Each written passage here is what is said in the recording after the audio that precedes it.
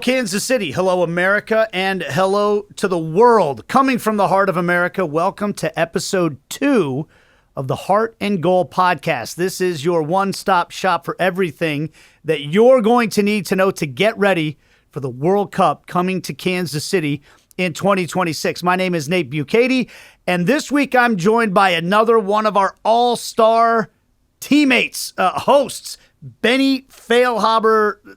For my money, one of the greatest number 10s in American history, one of the all-time greats at Sporting Kansas City, the author of the greatest goal ever scored by the United States against the Mexican national team, possibly, which, by the way, we've got an artifact from a couple of those things right over his shoulder as well. We might talk about those in a moment, but a Kansas City guy as well, even if he wasn't born and raised here. Benny, what's up, man? How are you? Oh, I'm glad to be here. And yes, Kansas City guy. I mean, man, my family's all born and raised here pretty much, other than myself and my wife. So this is our hometown, man. That's where I want to start with this, because on today's podcast, we're really going to focus on the history of soccer in Kansas City, the evolution of soccer in Kansas City, and the culture that we've developed here. And it all really ties back to the name of the show, Heart and Goal, the heart that you see in Kansas City. We talked with Bees in episode 1. He was born and raised here. He kind of got indoctrinated at an early age. He didn't have a choice. But the rest of you guys, you, Graham, Roger, you came from somewhere else to call Kansas City home. Where all did you live in your life before you actually set down in Kansas City? Ooh, do we have enough time? I don't know, man. Can you rattle it off? So I was born in Brazil. Yeah. Lived there till I was 6. Moved to New York in Scarsdale, a suburb of New York City. Lived there till I was 9. Then Houston, Texas for 2 years until 11. Then back to the East Coast in Connecticut. Lived both in Greenwich and in Greenwich and Wilton. In Connecticut until I was 14, moved to California, went to high school there, UCLA for 2 years, moved to Germany, played there for 2 years, 1 year in England, 3 years in Denmark, 2 years in Boston for New England Revolution, and then finally made it to Kansas City in 2013. So I lost track, around 8 or 9 places that you lived. Internationally, you've lived on multiple continents and all these things. When you came to Kansas City, what did you think? What were your preconceived notions? What were your thoughts on what you were actually going to find when you got here? I was never really a person to have like preconceived notions of places. I think because I had lived in so many different places and kind of realized that for the most part, everything's got their pluses, everything's got their minuses, and in America, you're always going to have what you need, right? In every single city that you can live in. And so my biggest concern was soccer at the time, right? I'd had an up and down career. I hadn't found a team that I could be competitive with in terms of winning championships. And so at the forefront of my brain was, I want to go somewhere where we can try and win championships. And so Kansas City was at the top of that list. Thankfully, Peter was interested in me at the time and I was able to come here. And then I got to know the city, and it's my type of town because I'm not a big city guy. I don't like a lot of movement, a lot of traffic, a lot of people everywhere.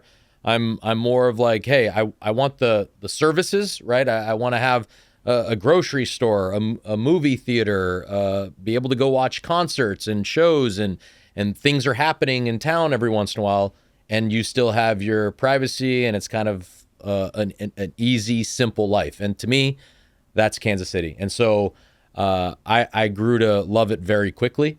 It didn't hurt that the soccer aspect of it came very quickly as well in terms of winning a championship my first year here in Kansas City. And so and then the family started to build, right? I had my 2 daughters here in Kansas City. I had my son when I was actually, for a very short period of time, not in Kansas City, when I played in Colorado for a few months, but then moved back here once he was like 2 months old. So our whole family's basically been born and raised here. And so it's like I said, it's like our adopted hometown, which sometimes means more so than where you're actually born. So you won trophies. You talk about winning trophies once you got here, MLS Cup, U.S. Open Cups. One we didn't mention, right after retirement, you won a Johnson County Adult Soccer League with Hot Guys United on my over 30 league team. That's a true story. Is that on Where Wikipedia? would that one rank? Where would that one rank in terms of the trophies that you won? That's one of those that, you have all your trophies like on your bookcase or whatever, and this one you put like kind of behind like 3 or 4 other ones and hope no one notices. That's where that one is. So yeah, I mean, but it has to be said, you would show up to the men's leagues games on a Friday night wearing your U.S. men's national team shorts, which I thought was the most incredible flex for a bunch, to play against a bunch of fat old guys like me. I have like 3 game shorts that I can wear, Nate. There was a number 10, a number 16, number 22. That's all I got. Yeah. Well, you were quick to point out these were free. I wear shorts because they were handed to me, and that's There's not many clothes that I own that weren't free at this point. So either that or I got on my birthdays or Christmases and things like that. So yeah. Speaking of clothing though and artifacts, the boot that's right over your shoulder here, I mentioned it. The free kick that you scored to win the Gold Cup in no free kick. It wasn't a free kick. It was a volley out of the air. Oh God, this is terrible. But how many yards away? 30? No, not 30. It was 25? 4 or 5 yards outside the box. So it's 22, 23. Okay. Man, he's going to catch me on everything that I get. But that's the boot. I mean, and that's the boot. Is that the one for you? Is that like the biggest goal? That's got to be the biggest goal, I think. I mean, it's in a final. I don't think that I ever scored another goal in a final.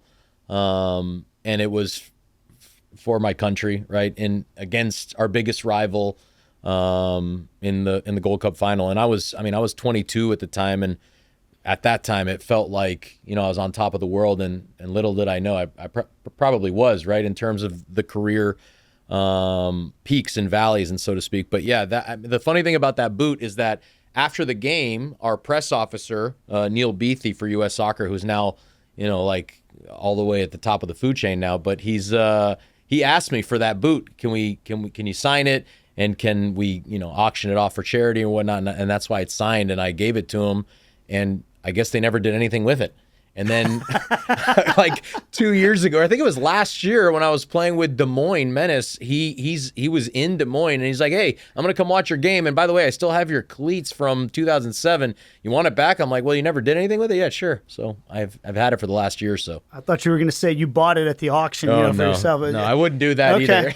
So and another thing we see up above that is you have an ESPY. Yeah. That 3 years after that goal in the 2010 World Cup, correct? Yes. So tell me how you won an ESPY, and I mean, I think it's one of the most iconic moments in U.S. soccer history, if not the most iconic moment. But tell me the story behind the ESPY. By the way, the thing weighs about 1,000 pounds. It's heavy. I won the ESPY by being on the same team as Landon Donovan because he scored the goal. That was a special team in 2010, right? And it was a special moment, and I think a lot of American soccer fans especially, but even maybe more so that, American fans that start watching soccer during the World Cup probably remember that moment because we were out of the World Cup at that point, right? And it was a third game in the group stage. We needed to beat Algeria.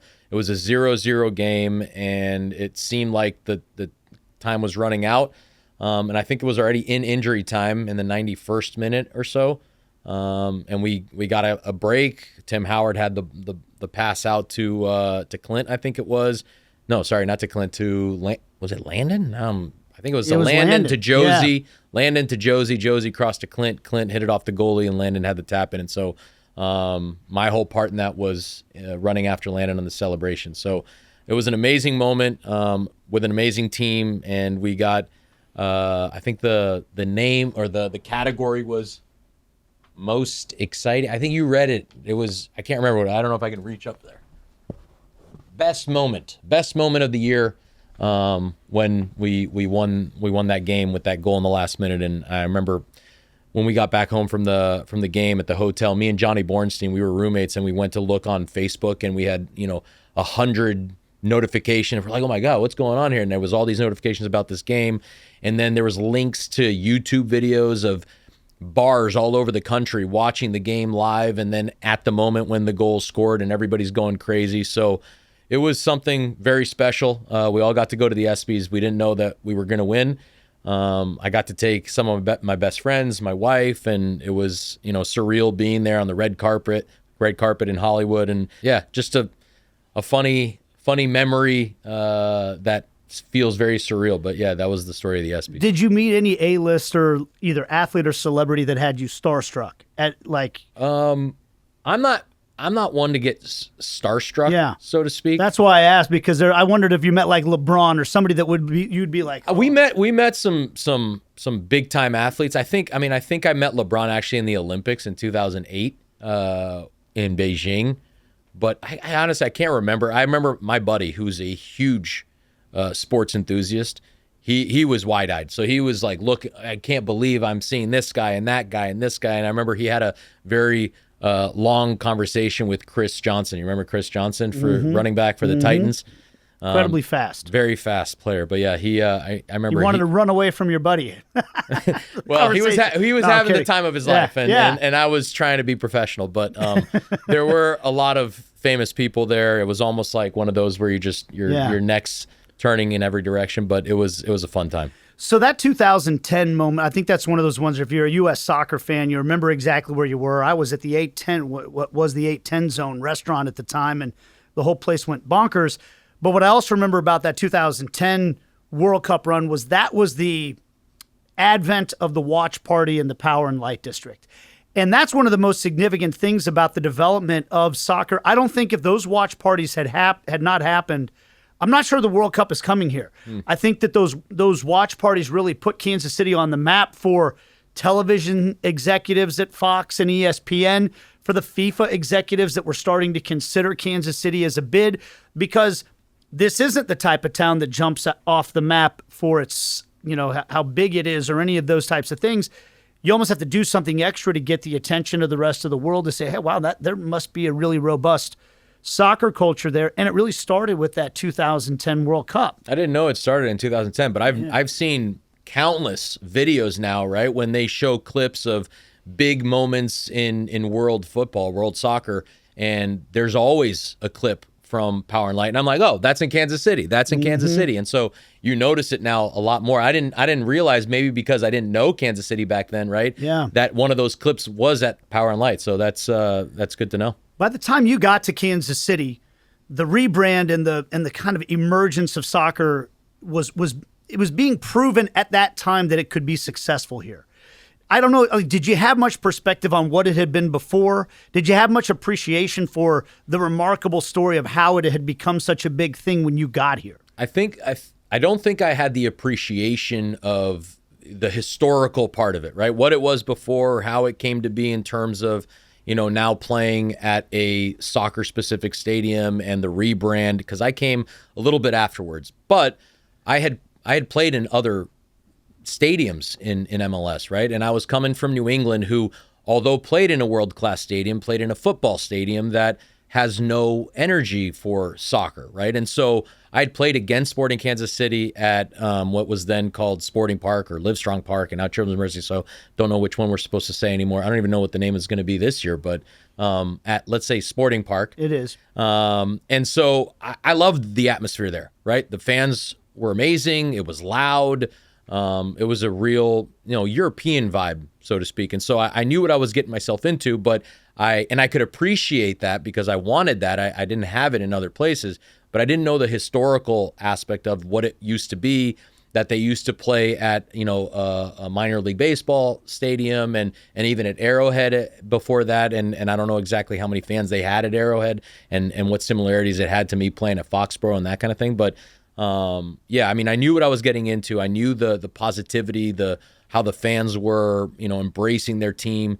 And it was something that I really wanted. And so, it was further appreciated the longer I was here and the more I kind of got the full understanding of the historical aspect of it. So it's been well documented. You've traveled around the country. You've traveled around the world. You got friends from all these places.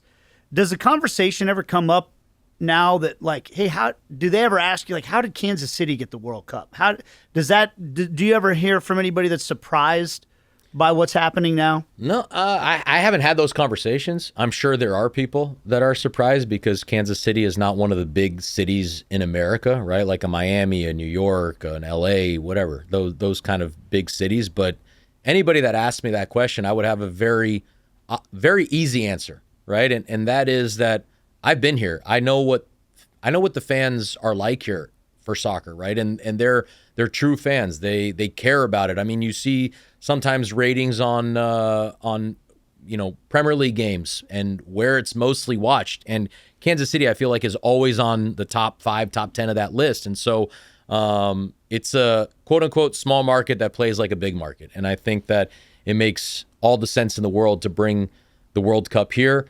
There's amazing training facilities. There's amazing stadiums. I think there's going to be a amazing following from the local fans and people that come in. And so it's awesome for me to see. And I'd be curious from your perspective as well, Nate, because you were born here. You grew up here, right? And you saw this town before soccer ever existed here.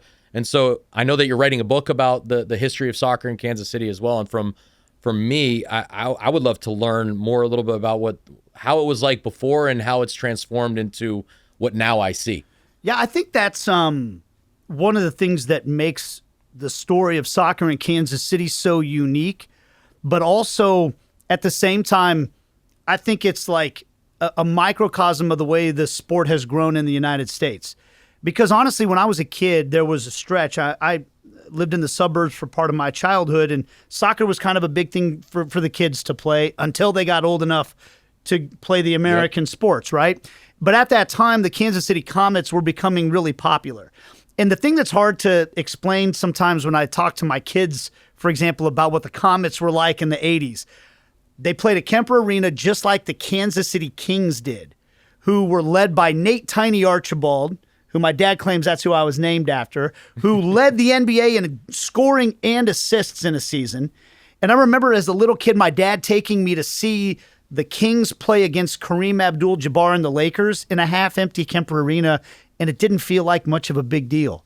And then he would take me a week later to a Comets game, and it would be sold out.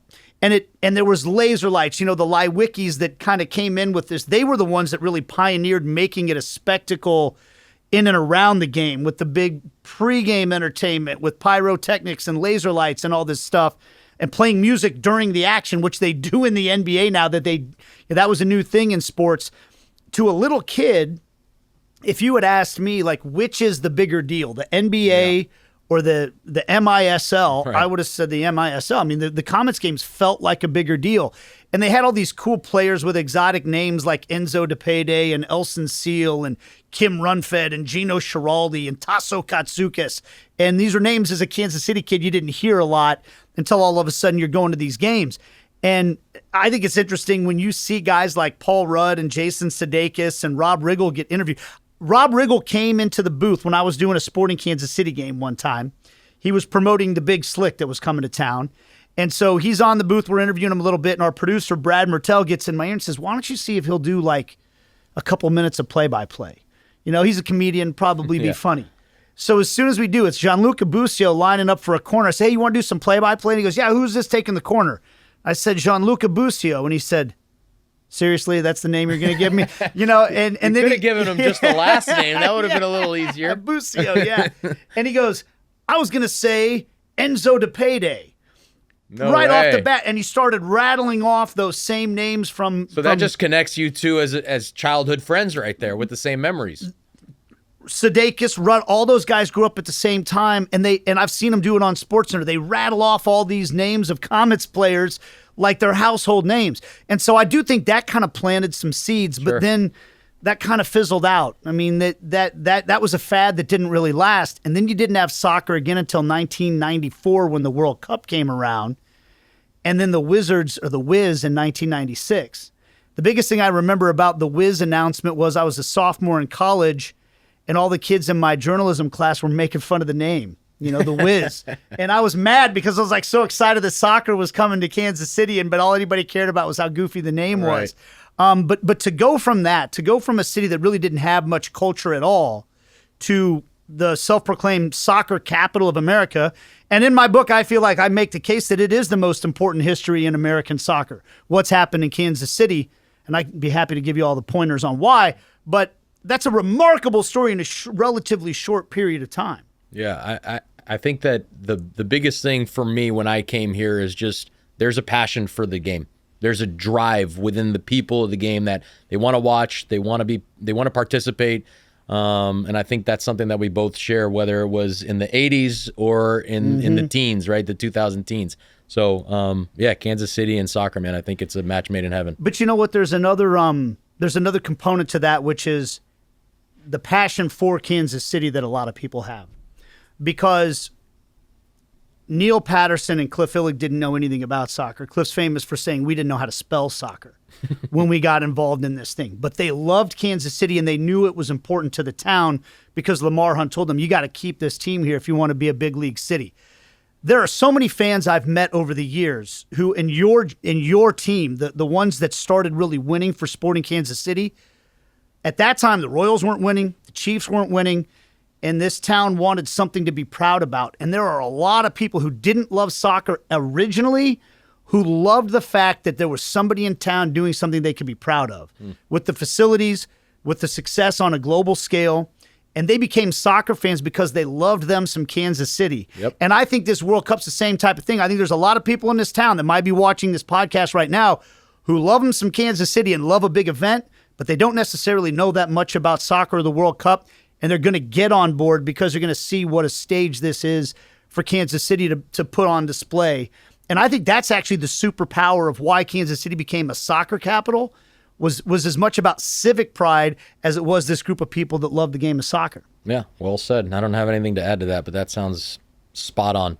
Well, I'll tell you what, if there's one person that knows about the evolution of soccer in Kansas City right before you got here and the civic pride and everything, it's a guy named Jimmy Conrad, who is one of the all-time greats for Sporting Kansas City, the Wizards. He's a superstar of multimedia. He's got his own podcast, Call It What You Want. He's a veteran of the men's national team as well. Played with you, I think, a couple of times. We played in Copa America in 2007. All right. Played against Messi. Is together. that right? We lost. Wow. We lost. Well, can't win them all, you're right? not the only ones. You're not the only ones. So Jimmy Conrad, one of the all-time greats, joins us on the show now. Jimmy, hello. How are you? Where are you? I'm great. I am in the Bay Area right now, and living the dream. Of course, I miss Kansas City. That is my home away from home, even though I grew up in L.A. Anytime I step foot in there, I just feel like this is my family. This is where I should be. So I'm not ruling out a possibility of moving back one day. I'm just throwing that out there. You know what? It's great that you're starting there because we had a conversation, Benny and I, earlier about this. This podcast is going to have a rotation of guys like Bees, who's from Kansas City, Benny, who is from a lot of places and now calls Kansas City home, Graham Zusi, Roger Espinoza, guys who came from other places who grew to call Kansas City home in some way, shape, or form. Can you tell us about what that journey was like for you, maybe what your thoughts on Kansas City were before you came to KC and how that evolved over time? Yeah, that's a great question.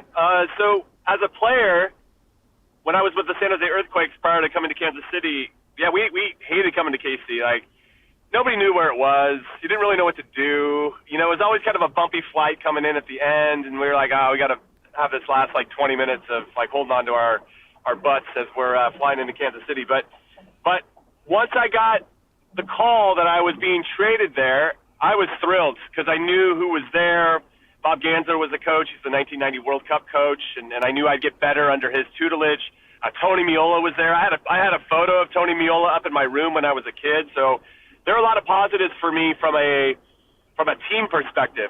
Now, the best part about the story is that when I called my mom and told my wife that we were going to Kansas City, they both cried because they didn't know anything about Kansas City. It's just such an unknown place to us on the West Coast. And what we've come to learn and what we really valued over our 8 years when we were there is what a hidden gem it is of the United States and how many special people live there. And I can understand why so many players that do come and stay for a while don't want to leave. Yeah, I can relate to that, Jimmy. When I came to Kansas City, the biggest reason why I wanted to come here was purely soccer, right? I was coming from an unsuccessful time in New England, and I wanted to come and play for a really good team. And Peter was the coach at that time, and we had guys like Beasler, Zusi, Jimmy Nielsen, quite a few others. and the team was on the peak, on the verge of doing something really big. And so I wanted to come here, but I didn't know too much about the city itself. That was a little bit irrelevant to me at the time, but I came to know a lot about Kansas City as I lived here, and obviously it was a completely different time than the one that you came. And so I'm curious from your perspective of what the soccer was like, right? I know you guys played at a different stadium. It wasn't the same stadium that I played at, and I already remember coming here as an away player, as an away team, and loving playing in the stadium, albeit it was a very difficult place to play. So I'm kind of curious of your perspective from the soccer area of the, moving to Kansas City and getting to know the town. No, it's a great question. I would say that I came from the San Jose Earthquakes, and at that time we were playing at Spartan Stadium, which is San Jose State Stadium.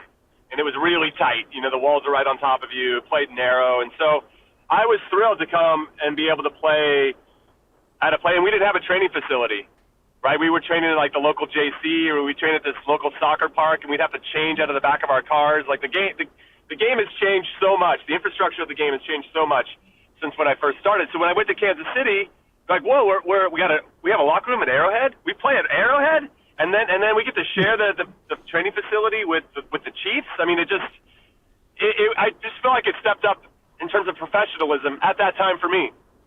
And then really where things started to change was when we had to take a step back because they were going to build that stadium, the beautiful Children's Mercy Park. But we had to do 2 or 3 years at the T-Bone Stadium. So we played at the minor league baseball park. And I was like, this feels familiar, like my first couple of years in the league, So I was fine with it, but it didn't necessarily reek of professionalism. However, there was a 1 step back for 10 steps forward to make sure that the stadium could be built. So, yeah, I kind of had seen different iterations of the growth of the league and how that fit into what was happening in Kansas City in general.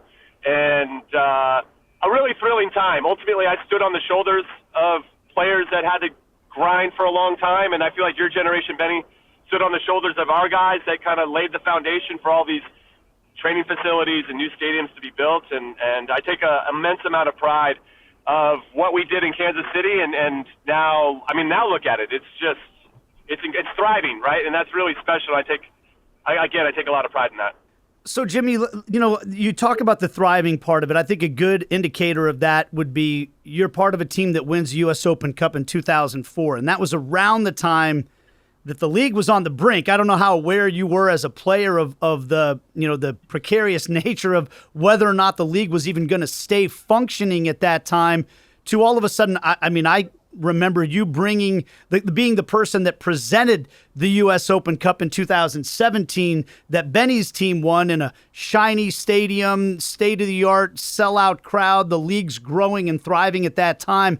I'm curious for you, when you juxtapose those two different experiences, what goes through your mind when you think about that journey in Kansas City, but also just for soccer in America as a whole? Yeah, that's a really good question, and I like the juxtaposition of it.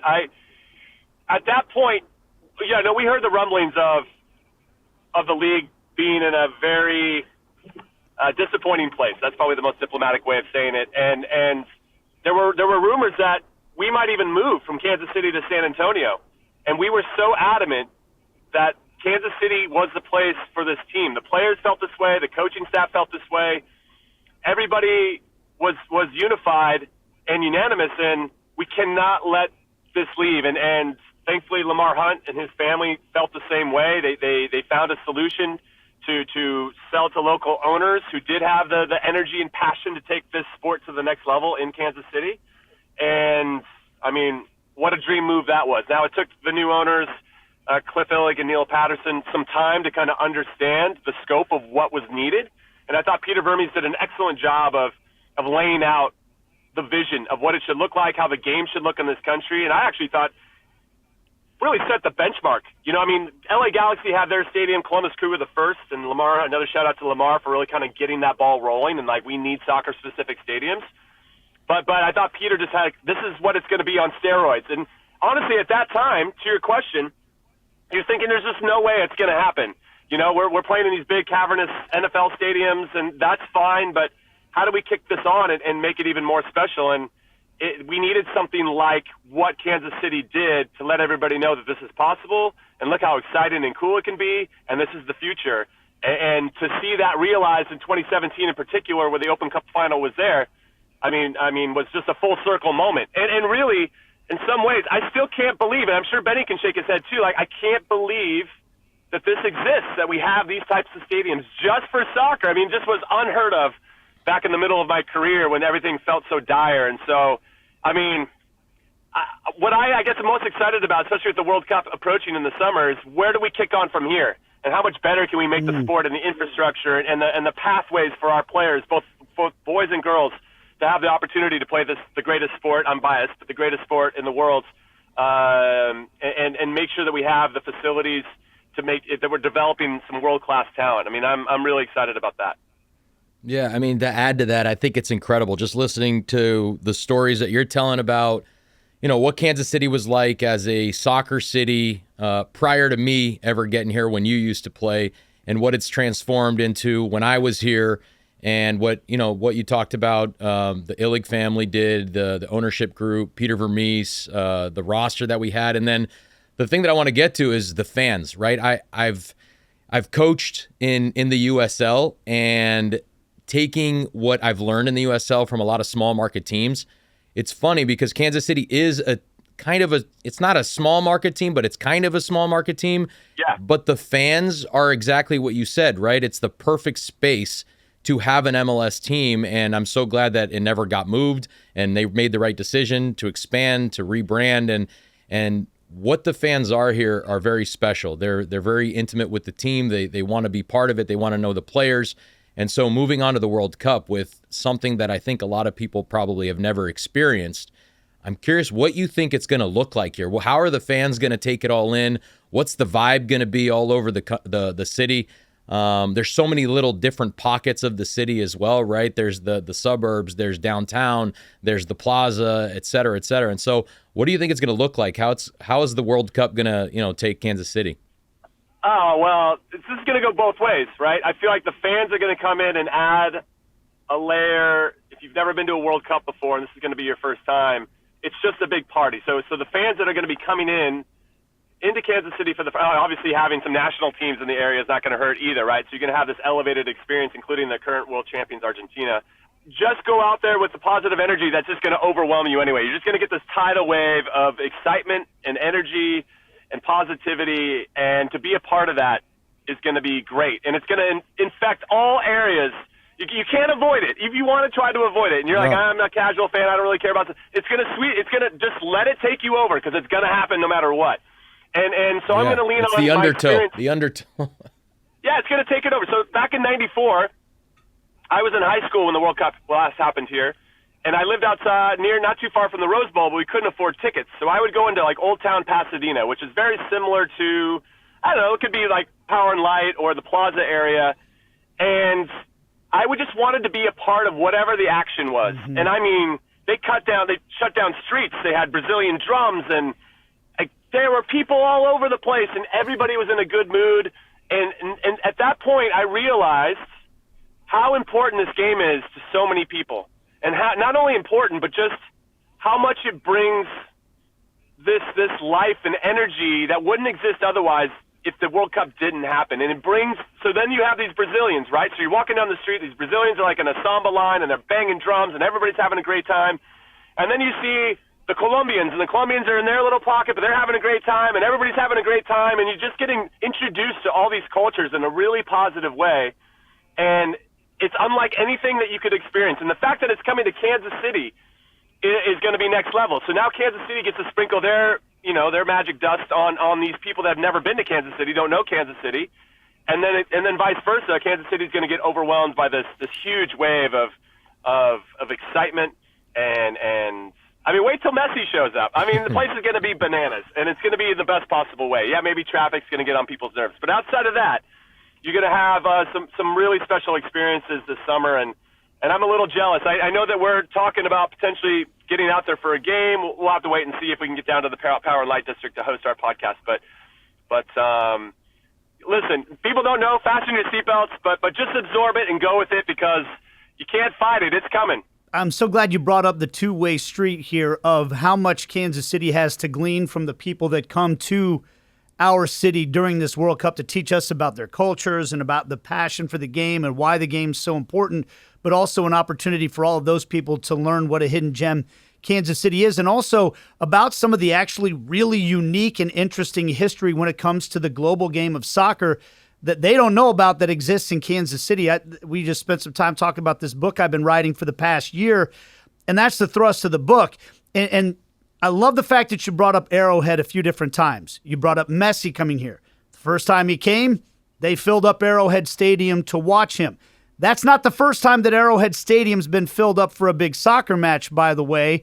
I want to get to that in a second, but one of the things I want to point out, I hope people, when they go to Arrowhead, realize the historical significance of that building, because that building was the genesis of the sports architecture movement in the world. The company Populous that's designed more soccer stadiums of import across the world that people know about, like Wembley Stadium and the renovation of the Azteca, it all started because of the construction of Arrowhead Stadium. And I think if you're a fan from England or Argentina and you go to that building, just knowing that enhances your enjoyment of this opportunity to see it. And one of those moments, Jimmy, I'm going to bring it up. I think this is one of the most significant moments in the history of soccer in this town. I don't think a lot of the things that are happening right now would have happened if not for your Wizards taking on Manchester United right before the rebrand. I know you had a significant moment to play in the game, but if the Wizards don't go win that game and win over the crowd of 50,000 plus fans that came originally to see Manchester United play, where are we at this point in time? I think that's got to be a pretty cool part of history that you had to play in this whole thing. Yeah, Dave, thanks for bringing that up. I really feel like the red card I got in that game was a huge catalyst for what we're seeing now in Kansas City. I mean, it was. It's one thing to beat Manchester. Well, listen, it's one thing to beat Manchester United with 11 players, right, but we did it with 10. Right. And I think that just really kind of set the tone for what the ownership group could see was possible. And no, but I ultimately agree with you. Bad jokes aside, I agree with you. That was a really pivotal game for the direction of the club, and I think opening the eyes to Cliff Illig and Neil Patterson about the possibility if we put everything in place. It's kind of like Field of Dreams, right? If you build it, they will come. And they did. They built a cathedral for the game. The stadium's amazing. It was forward-thinking, right? It's still, for me, as I mentioned before, like the gold standard, and I think shifted MLS from like this 1.0 version to like a 2.0 and accelerated it into 3.0 when they built the training facility as well. And so, yeah, I can't say enough about everybody that was a catalyst in making that happen, including my red card, of course. But it and then I thought what was really cool was that right after the stadium was opened, you go and win an MLS Cup, right? Mm-hmm. So you kind of validate why this was built, and so you have these little stepping stones to continuing to prove why they made the right decisions, and yeah, it's exciting times, Now I know it's evolving, and some ownership might be changing some hands, but it seems like it's being handed off, just like Lamar handed it off to somebody to be like, hey, you take this to the next level. Cliff and Neil and their families have done a nice job to get us to this point, and sometimes, it's exhausting, I'm sure. So then you got to hand it off to somebody who's got a little more energy to continue to push it in the right direction. But I can't say enough about, all the people that have been involved, and that includes the players. That includes all the people that are trying to make it, the unsung heroes, the field crew, the equipment managers. I mean, obviously the fans.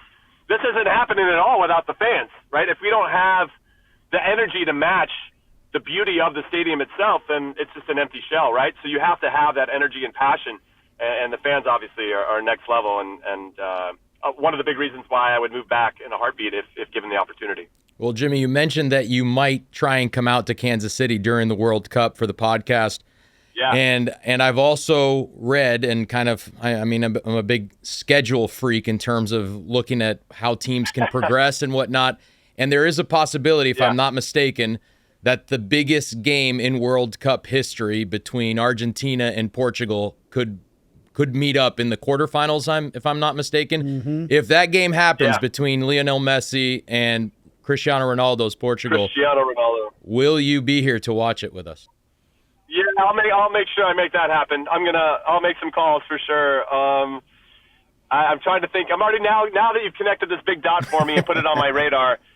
I'm trying to now. I maybe got to get ahead of it with somebody at the Argentinian Federation or Portuguese Federation that I know. Like, hey, what's it gonna hurt to have one more person there? Because I mean, it's one thing to be outside of a game like that, but to be inside the stadium is going to be pretty ridiculous. So what a game that's going to be, and the fact that it would be in Kansas City is going to be pretty awesome, and I'm already jealous. So I guess that's where I'm leading. You led me to being jealous. Well, I've got a blow-up mattress for you, Jimmy. We throw it down in the basement. You got a place to stay. Sweet. I can't promise you tickets. I struck out on the lottery for that game, but you might have better connections. I love Hey, that. all right, listen. One of the new features of this show is something that I think is going to be perfect for today. We're calling this 5-a-side.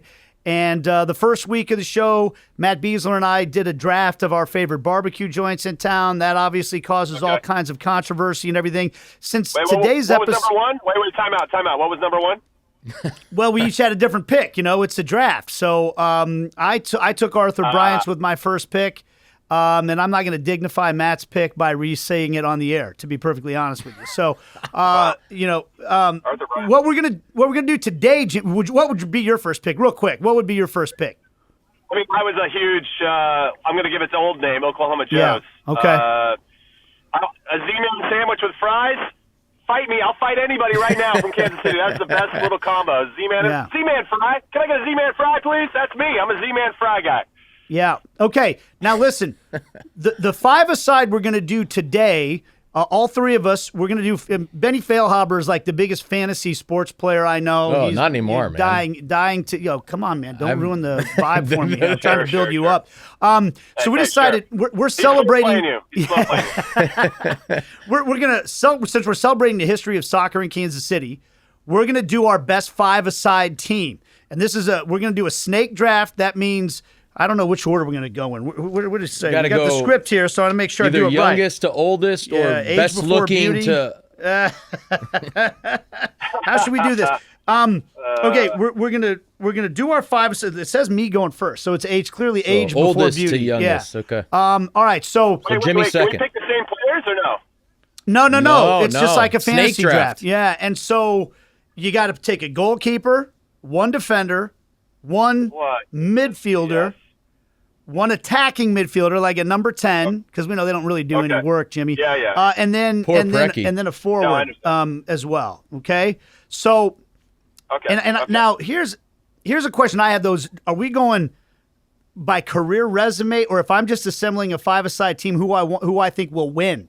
I think we go that way. Or do we go by... Or does the coach get to decide? Yeah. Okay, you define your own rules. Okay, yeah, you're your own team. And then we'll have, if you're watching the pod, listening to the pod, we want your feedback on which 5-a-side team wins. You guys ready? I'm ready. So I get to go I'm first. last. I get the... Yeah. I get the first overall pick. I get the 2 picks in a row. Yeah, and then we go 2 in a row and we come back the other way. Like all right? I should have brought a pencil with me. I got sandwiches. BS. I'm calling BS on this. No, getting Sanders might be helpful right now. You get a little time to think. All right, guys, are you ready for my first pick? With the first pick in the draft, Nate Bukaty takes, up until Lionel Messi, the only man to win MVP twice. I'm going with Preki. All right. Taking Preki. You're up, Benny. Wow. Or no, Jimmy's up. Jimmy's up. I'm at the back end. No, I'm up. I'm up. I'm gonna follow your lead on that. I'm going to go with the only goalkeeper to ever win MLS MVP. He was the MLS Cup MVP. He's an absolute beast, stands on his head, will always make the big save when you need it. I got Tony Meola in between the sticks, baby. Come on, Big Tones. Man, I knew you were going to do that. All right, Benny. All right, I got 2 picks, right? You get 2 picks, yeah. Back to back. All right. Well, I'm going to go with the anchor, center back, Ike Opara, my assistant coach from a couple of years back. Ooh. And then, Jimmy, I'll pick him first. What do you say? How much did he pay you to pick him? I'm doing it for you, so you can pick yourself, and Nate can pick his favorite player, Beasler. So, all right, so I'll take Ike as my center back, and I will take. I need that 6, that hardworking 6'8". So I'm going to take Roger Espinoza. So Rogers goes in at the midfield spot. You like to get yellow cards then. That's nice. I'll let him get the yellows. Sometimes red. Sometimes. We're back to you, Jimmy. I'm gonna go. I'm gonna stay in my era. I'm gonna go with a two-time World Cup participant for the U.S. Shifty, finds himself in good spaces, good finisher. I got Josh Wolf up top. I'm gonna go with Wolfie. He's that's a good pick. Legendary player. All right. And now it's back to me, and I get to go twice, right? That's right. Okay, so I took Preki as my forward. No, as your forward, as your 10. Preki's not a 9. He's a 10. But he's a no play on the Preki's a wing. 10. Don't. Right. Who are you thinking of taking now? I was gonna take you. No, you I was can't gonna take me and man. Preki. I'll tell you what, it'd be dynamic at a 5-a-side though. You made the rules of the All right. positionals. All right, I got it. All right. Yeah. I already know what he's picking. Go ahead. We all know what you're doing. You think I'm taking B's? You're taking one of those 3 center backs that you just talked about. Just take these. Just pick these. Just pick these. I'll take Matt Beasler. There it is. All right, the only cans that never play in the World Cup. You guys didn't have to push me hard. All right, I got a second pick now. So you need either a forward, a central midfielder, or a goalie? Yep. Okay. Yep. I'm gonna go with Ilie Sanchez. Ilie, for okay. my midfielder. That's the one I think is kind of controversial. So you have Beasler, Ilie, and Preki. Okay. Yeah. And I don't mind that. Now I need to like do Ilya 2. a lot. No, it's my turn. But Stop it's skipping. back to Jimmy. Yep. Oh, it's Jimmy. My bad, Jimmy. Go ahead. That makes it I'm gonna easier go for me. with, But I want to justify this real quick because Ilie to me was a maestro. To me, he was the kind of player that connected everything together. So I'm just a massive fan of his soccer IQ and everything. Listen. Yeah, I I took think a that's risk. fair. Ilya was on my radar. You don't have to defend that pick at all. Okay. I think that dude's legit. And a proven winner too. I would say. I'm going to go with someone who I consider to be one of the best passers that this country has ever produced. I don't think he gets enough credit for that.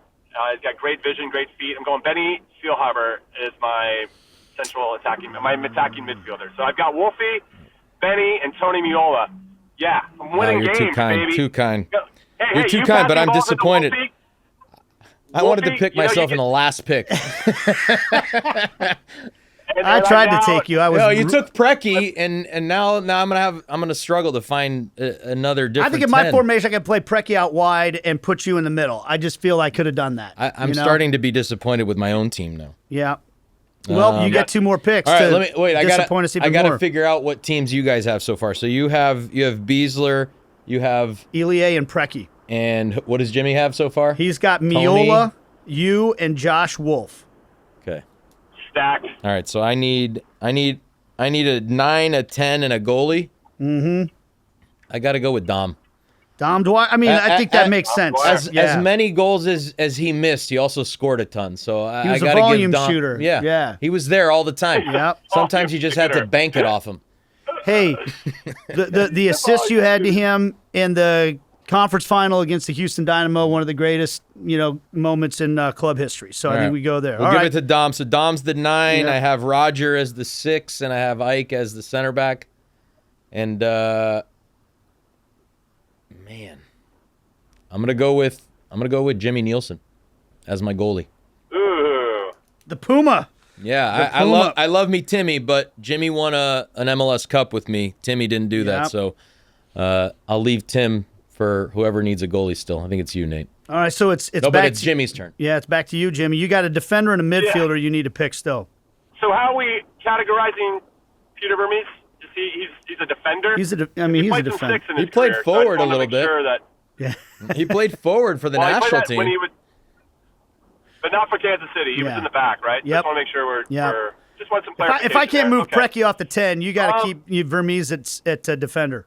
We usually probably pick, me and Benny in particular, picking players that we know and trust because we were on the field with them in high-pressure situations. So I'm going to go with Kerry Savagnin as my holding midfielder. Ooh. I thought that's the one that Nate. I thought maybe you were gonna take. I got Kerry Kerry. Savagnin. That's a solid shot. I think Kerry's a good pick. Thank you. I think Naga's a guy that I would have considered as well. Yeah, if you want a little Nagamura, fight in midfield. yeah. Sure. Yeah. I mean, to me, Roger would be the guy. But no, Kerry's a great shout. Great shout. I'll take Kerry. And another guy that, like, he and Vermees involved in about 80% of the matches ever played in the organization's history in terms of playing and coaching. Okay, so now it's back to me. Is that right? That's correct. You got two to finish this off the last round. You got to do two now. Yeah, so I need a striker and a goalie. I decided to wait on goalie because I knew no matter what I couldn't go wrong. One of three, right? You know, and I'll take Timmy. Tim Melia, the greatest penalty stopper in the history of American soccer. Or is it just soccer in general? Maybe in soccer in general. Now the question is, who do I go with for a forward? Can I take Johnny Russell? I mean, he's a forward, right? No, he's a winger, dude. If I wanted to. That's not a nine. That's a. It's got to be a number 9. It says striker on my list here. You know, it's got to be a number 9. I'm going with the second leading goal scorer in MLS history in Kai Kamara. Yeah, that's not a bad. The man who scored against Manchester United as well. Right. So the second leading goal scorer in league history. I think that's not a bad shout. I think that's a good pick. Shout. Taking Kai. Well done. I mean, if we're thinking just playing five-a-side. All right, what does Jimmy have left? Yeah, five-a-side. Listen, I got defender. And if you know me in my career, I always bet on myself. So Jimmy Conrad's my defender, baby. Let's go. Yes. Phones. Peter Vermees snubbed. We're going to have to have Peter on the show now to just address this. He'll understand. He can leave me off. It's fine.